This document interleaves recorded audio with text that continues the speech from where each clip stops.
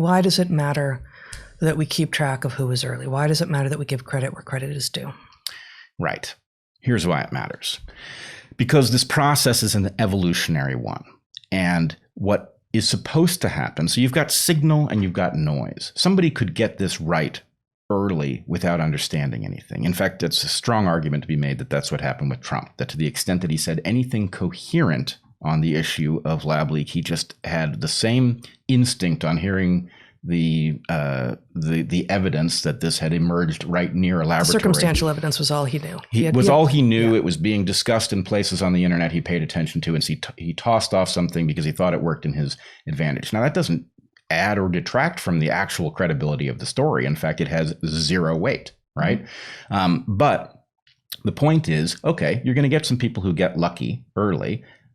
Will they be able to repeat their ability to predict the future? No, you will find an awful lot of noise and very little signal. Sure. On the other hand, somebody who has a track record. Sorry, but you also want to keep track of, for those people who get lucky early, is it because they are broadcasting predictions? If they are making 100 predictions and one of them turns out to be true, but the other 99 have disappeared into history, perhaps because they're just constantly blathering about stuff, that's also not an indication that that they have a finely honed epistemological brain. Right. And so you have to pay attention to the signal to noise ratio. How difficult a prediction is it? How early ought to count, right? How early relative to the recognition that it's real? Mm-hmm. How many wrong predictions of a similar type are there, right? So anyway, you can track that. But the important thing, if the system is to get better at spotting things that matter in time to do something about them, is that the people who get stuff right have to advance, and the people who get stuff wrong have to have their the weight of their opinion downgraded. Now, and you're not actually making an argument like that. That argument would be true from, say, a market perspective. It's it's good to incentivize people who are good at this for them to know that they will be able to advance, right? That's sort of that's the market reason to do this. But from the perspective of science and knowledge and the well-being of humanity and the planet, this is also, in this case, the incentives are aligned. We actually need to make sure to know who gets it right early, because they are the ones who are most likely to be able to see patterns in the future that other people are not seeing, in combination with stand up against the madding crowd, the social forces that say we don't talk about that, and if you do, you're wrong and you're bad. All right, this is excellent. Those are two quite distinct points. Yes, in order for us to get collectively smarter, you have to empower the people who are capable of seeing farther, seeing earlier. But also, you want to reward the people who show evidence that they are actually immune to the social incentives that would have shut them up. And if you do advance those voices, you do get smarter. And in this case, you can see why that is in a position to affect whether or not millions of people die. Because at this very moment, lab leak is the central question in whether we studied gain of function too much or we studied it not enough, potentially, right? Now, again, if those of you who follow along with DarkHorse will know that we had a discussion very early. If you have to do gain of function research, which we do not believe you have to do, but if you have to do gain of function research, we don't. Much of the world seems to. If civilization needs to do gain of function research on human pathogens, it should do it under circumstances that are safe. And what I proposed was such a thing, if it needs to be done, could be done on a ship, right? At sea, far away from other things. Now, again, I don't think we need to do this research. I think it's more dangerous than it's worth. But if we decide otherwise, you would want to take precautions like that, right? So something with no leaky borders. Right, exactly. You would want to have another system to protect you. And to the extent that we now have all woken up to the hazard of pathogens moving freely about the globe, so a cold that starts in one part of the globe is all over the place inside of weeks, right?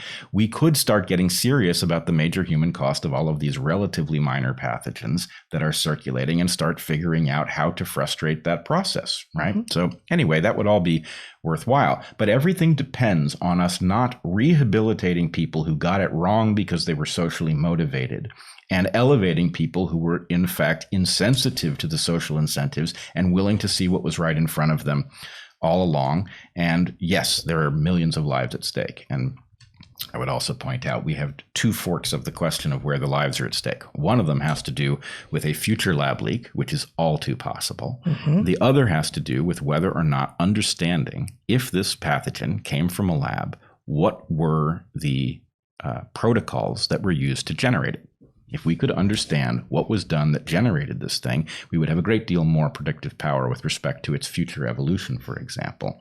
And by playing as if this is all impossible to navigate, we have slowed down the process of understanding what value there might be in understanding protocols that, for example, might have created this. In a way, actually, we've begun to say welcome to complex systems, right? I mean, we've been saying it privately for a long time, but we've begun to say that here. And I feel like a recognition that many people have at an intuitive level that, a virus is different from a rock, and a virus that has been worked on through some fancy accelerating evolutionary change research in a lab is potentially going to be a different thing from a naturally wild type virus from a rock which is not a complex system. That it is actually that sort of intuitive recognition that most people have now, that like so much of the world is so complex and most of us don't have the background to assess from first principles a lot of what we are being told.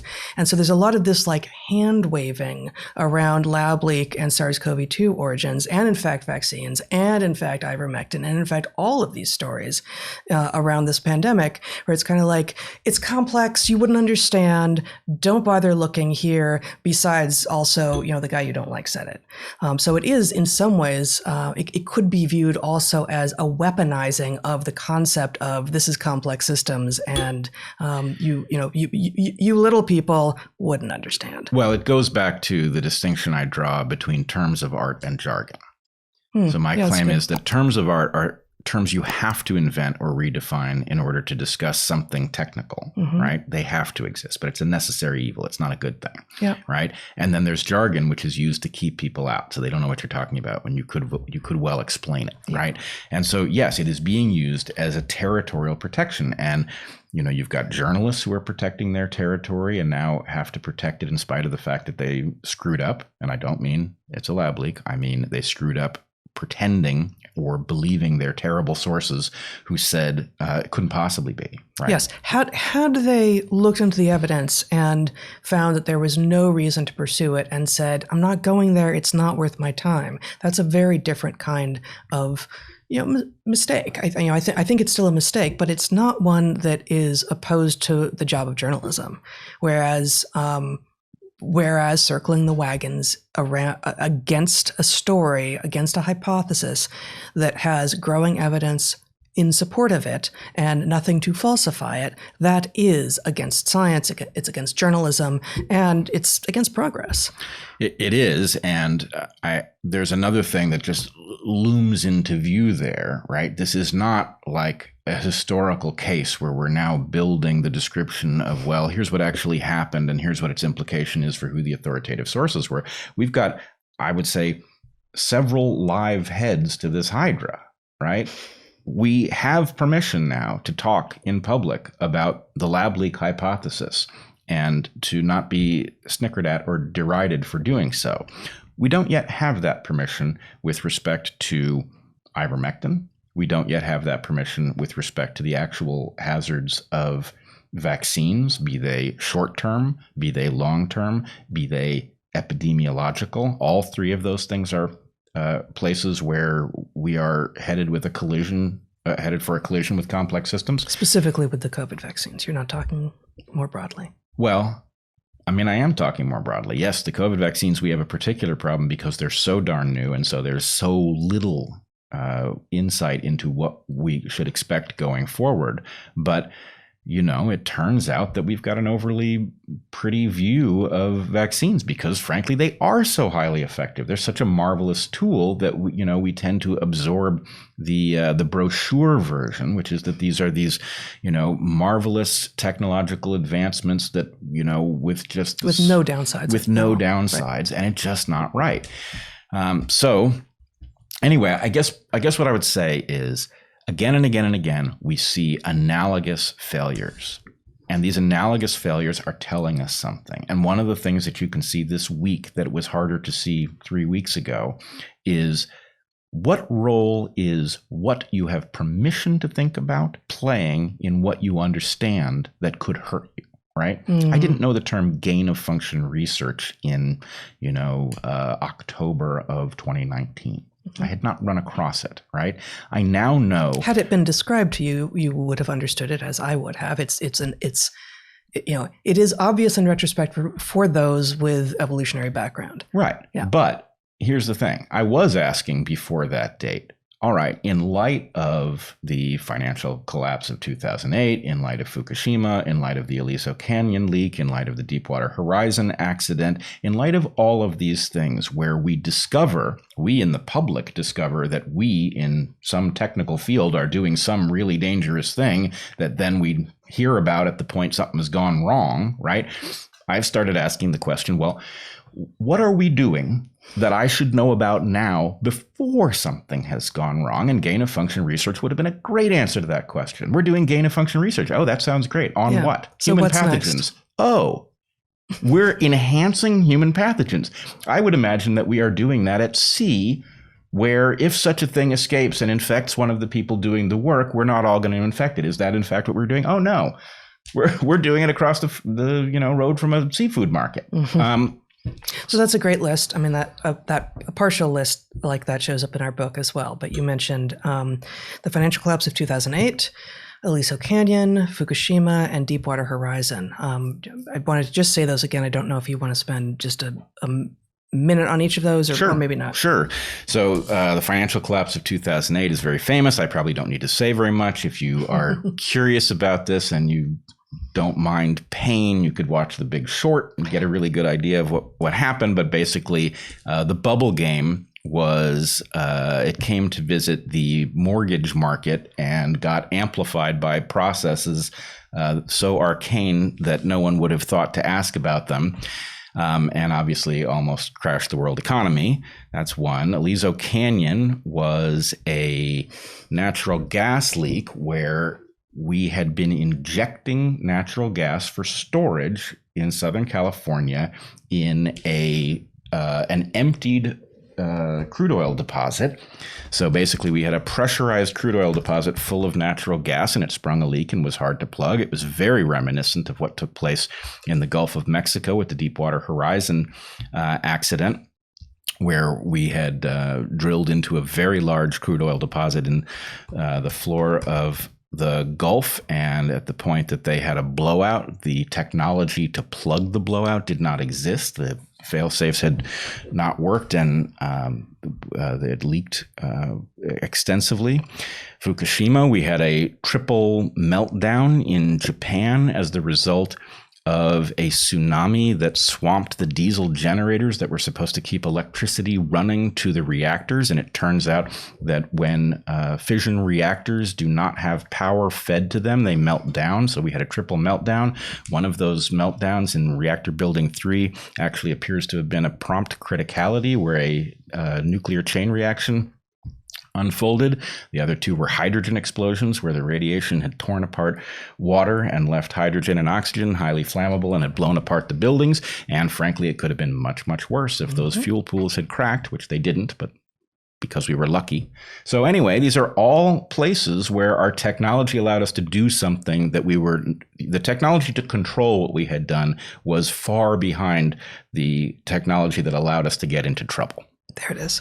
Yep. And all of these, the financial collapse of 2008 is the earliest of those. So it would appear, and this is not a careful statement that's backed up with any statistical analysis, but it would appear that we are putting ourselves at ever greater risk as we have ever greater numbers of people who are even tighter specialists who are doing work outside of the view of those of us who could assess it, and as simultaneously journalism and academia fall apart with regard to their ability or willingness to actually keep eyes on these things.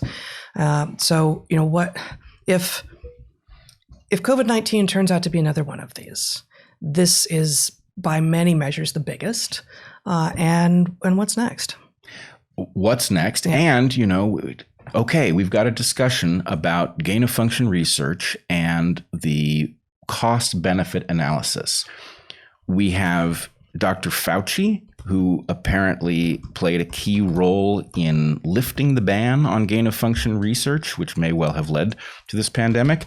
And we have Richard E. Bret, who has been attempting to call people's attention to the danger of this kind of research. Who do you want looking out for you in the discussion of whether or not we should do future gain of function research on human pathogens? I want Richard E. Bret there. Right. Now, the question is, if we get the right story of what happened and we say, all right, where is Richard E. Bret in that story? How early was he? How accurate were his predictions? Then the answer is, oh, yeah, of course you want him in the room. It's not going to be easy. Right? He's going to set a high bar, but that's what you want. You want somebody to set a high bar for you. Do I want Fauci there? Well, I sure as hell don't want him there if he doesn't admit what role he played here. Mm-hmm. And frankly, I probably don't want him there at all. Right? He obviously led us into danger. Whether that danger actually resulted in the lab leak, I hope we find out. But nonetheless, you're really talking about a battle between people mostly you haven't heard of who did get it right and might have protected us from this, and people who got it wrong who would like to hold on to their credibility and obscure, basically airbrush the others out of history. Right.